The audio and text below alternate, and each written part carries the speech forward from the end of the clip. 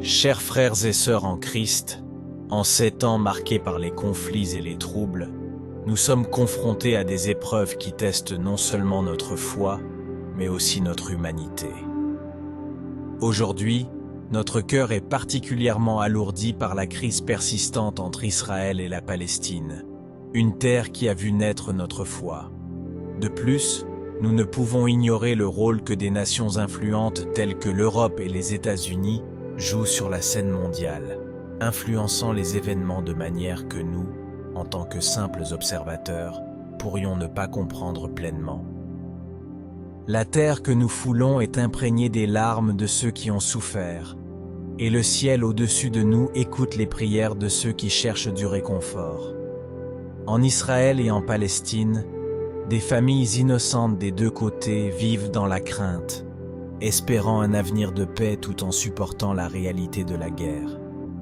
Cette terre, sacrée pour trois des principales religions du monde, est devenue un symbole de division et de conflit. En tant que chrétiens, notre cœur se brise pour tous ceux qui sont impliqués, et nous prions sans cesse pour une solution qui apporte une paix durable et la justice pour tous. En regardant au-delà de ces terres tourmentées, nous voyons l'influence des puissances mondiales telles que l'Europe et les États-Unis. Ces nations, avec leur politique et leur pouvoir, ont la capacité de façonner le cours des événements de manière significative. L'Europe, avec son riche passé et sa diversité culturelle, apporte à la fois la sagesse et les cicatrices de son histoire. Les États-Unis, une nation connue pour son accent sur la liberté et la démocratie, détient une position d'autorité significative sur la scène mondiale. Cependant, nous devons nous souvenir qu'aucune nation terrestre n'est infaillible.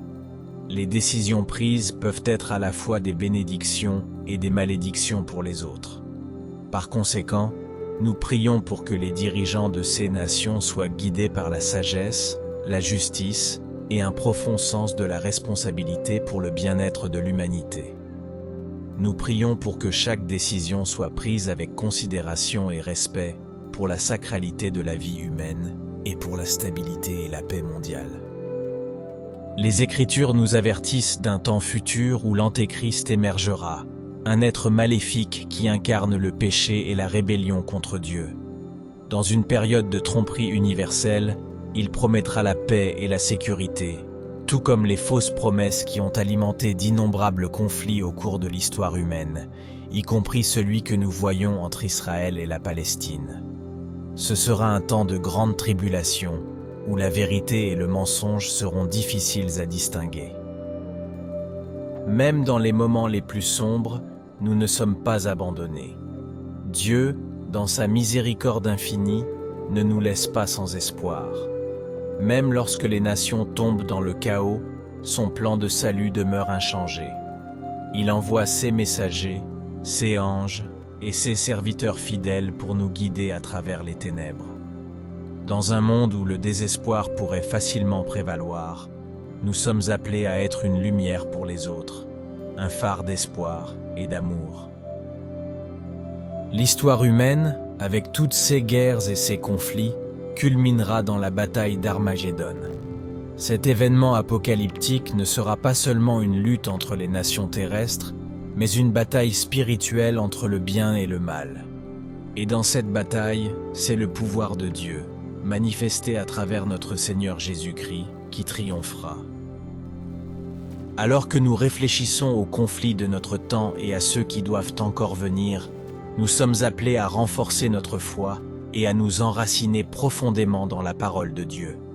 Nous sommes appelés à prier sans cesse pour la paix en Israël, en Palestine et dans toutes les nations du monde. Nous sommes appelés à être des ambassadeurs du Christ, promouvant la paix, la réconciliation et l'amour inconditionnel que seul Dieu peut donner. La tension en Moyen-Orient n'est pas seulement un conflit géopolitique. Elle est un appel à la vigilance spirituelle. Les nations se positionnent, les alliances changent, et nous sommes témoins de l'instabilité de la sagesse humaine. L'Europe, un continent qui a connu des guerres et des renaissances, cherche son rôle dans ces événements. oscillant souvent entre le maintien de la paix et la protection de ses propres intérêts. Les États-Unis, quant à eux, se trouvent dans une position de pouvoir et de responsabilité, leur soutien pouvant être un catalyseur pour la paix ou pour davantage de conflits.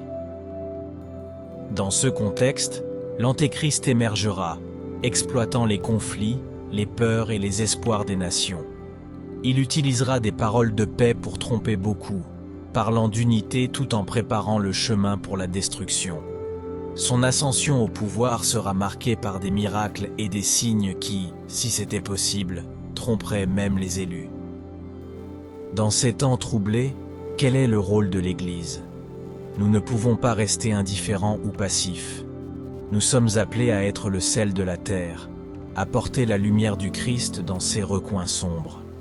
Nous devons prier avec ferveur pour la paix de Jérusalem, pour la réconciliation en Terre Sainte et pour la sagesse des dirigeants mondiaux. Notre lutte n'est pas contre la chair et le sang, mais contre les principautés, contre les pouvoirs, contre les dirigeants de ce monde de ténèbres, contre les forces spirituelles du mal dans les régions célestes.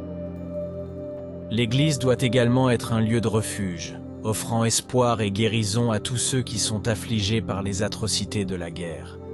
Nous devons ouvrir nos cœurs et nos mains à tous, indépendamment de leur nationalité, race ou religion. Dans un monde divisé, nous sommes appelés à être unis en Christ, montrant son amour inconditionnel et sa compassion. Alors que nous approchons de la fin des temps, nous devons également nous préparer pour le retour de Christ. Notre salut n'est pas un billet pour échapper aux difficultés de ce monde, mais une invitation à participer activement au royaume de Dieu. Nous devons être vigilants, prier et être fermes dans la foi. Notre espoir n'est pas dans les politiques terrestres ou les alliances militaires, mais dans le pouvoir salvateur de Jésus-Christ. Le retour de Christ ne sera pas silencieux ou invisible. Il sera le point culminant de l'histoire humaine, le moment où chaque genou fléchira et chaque langue proclamera que Jésus-Christ est Seigneur. Les justes seront rachetés et l'injustice sera éradiquée. Il y aura un nouveau ciel et une nouvelle terre, et Dieu lui-même sera avec nous, essuyant chaque larme de nos yeux. En conclusion, frères et sœurs, même en faisant face aux réalités de la guerre, de l'injustice et de la prophétie, nous sommes appelés à aimer. Aimer nos voisins, aimer nos ennemis, aimer les perdus et les affligés.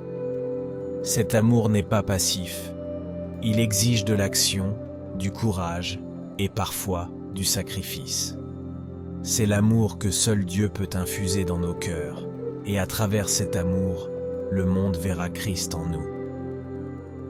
De plus, nous sommes appelés à une foi inébranlable, une foi qui n'est pas ébranlée par les nouvelles ou les événements mondiaux, une foi enracinée dans la parole de Dieu et dans la promesse de son salut.